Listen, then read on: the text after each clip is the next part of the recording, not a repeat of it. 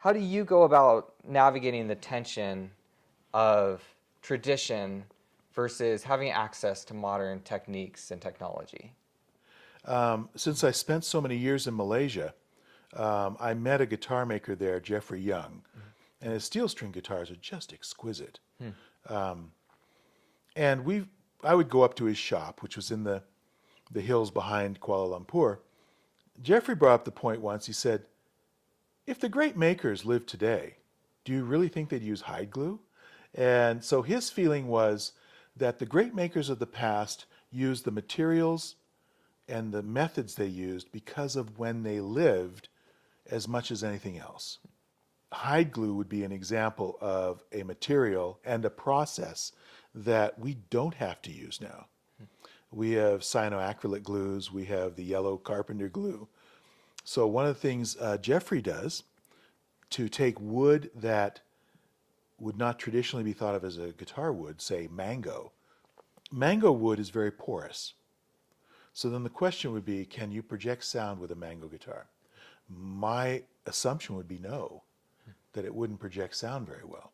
So how does Jeffrey Young get past that?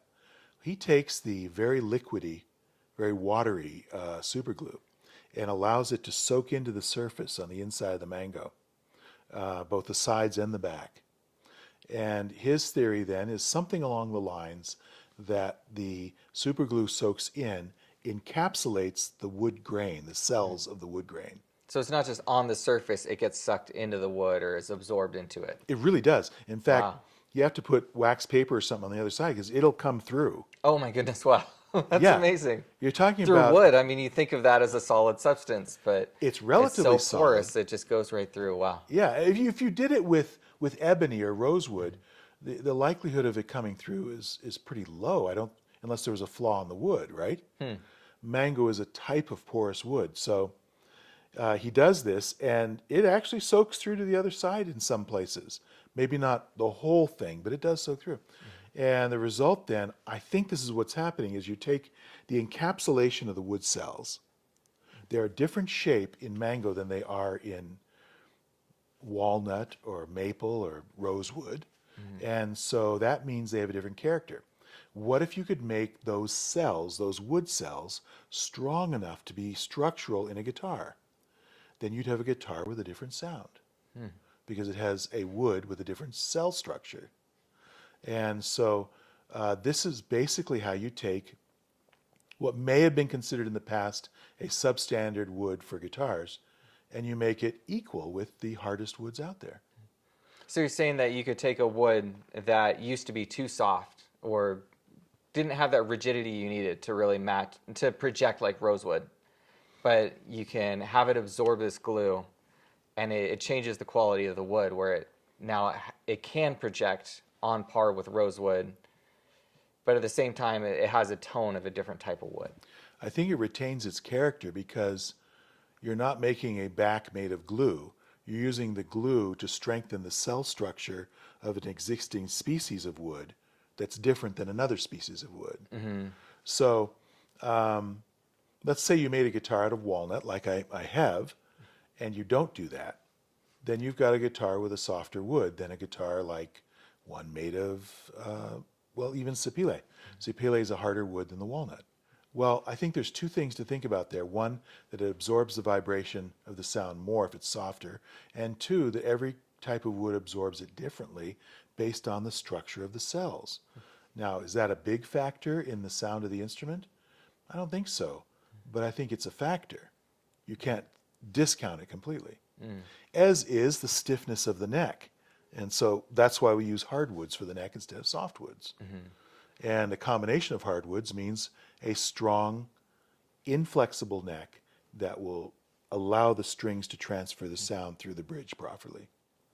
So can I take what might have been considered a substandard material in the past and make it on par with ebony or rosewood? Yeah, I think so. That's amazing. I mean, I remember going to music school and everyone would tell you if you wanted a professional quality guitar, you wanted rosewood back. And to hear these guitars and hear that this is walnut, or this is cedar, and here's how it projects. And to me, it does sound like a similar level of projection. And and I just enjoy hearing a new sound. It's really, I feel like it's somewhat earth-shattering. Like, it's a huge deal. I feel like I should be yelling right now. But So you were saying that when you're in music school, the standard was to have, you know, Indian rosewood back and sides, not some sort of American walnut or something like that. And certainly, they didn't have sound ports for the players, you know. But my question is, can this guitar satisfy your concept of what that rosewood spruce guitar would sound like? You know, let's see if that's true or not. you want to hear it. Yeah, let's see. You know, when you ask that question, I think of one of the world's best guitarists discussing how much should you project. And he said that his goal was to be able to hear the music, hit the back of the concert hall, and come back to him.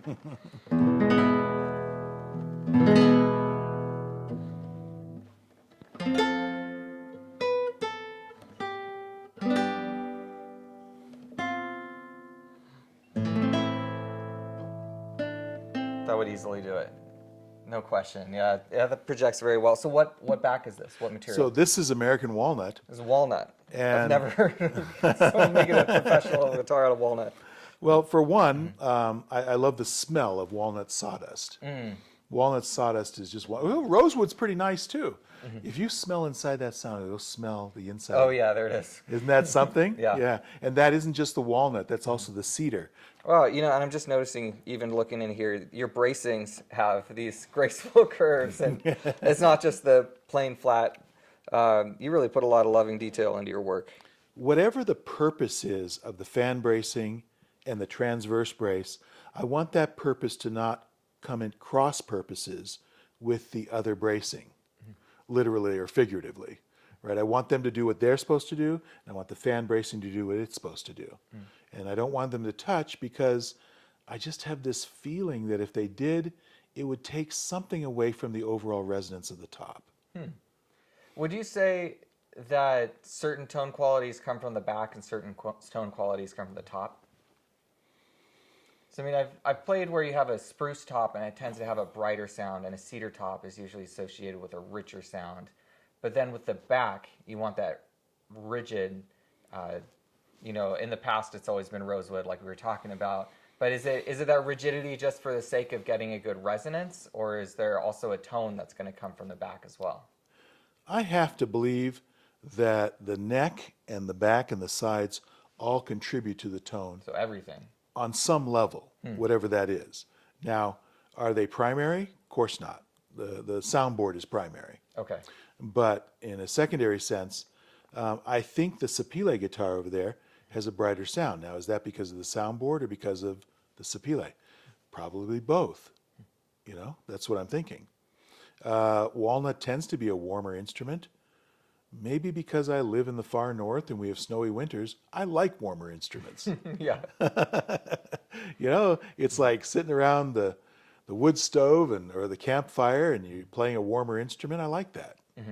Has that influenced what I do with my guitars?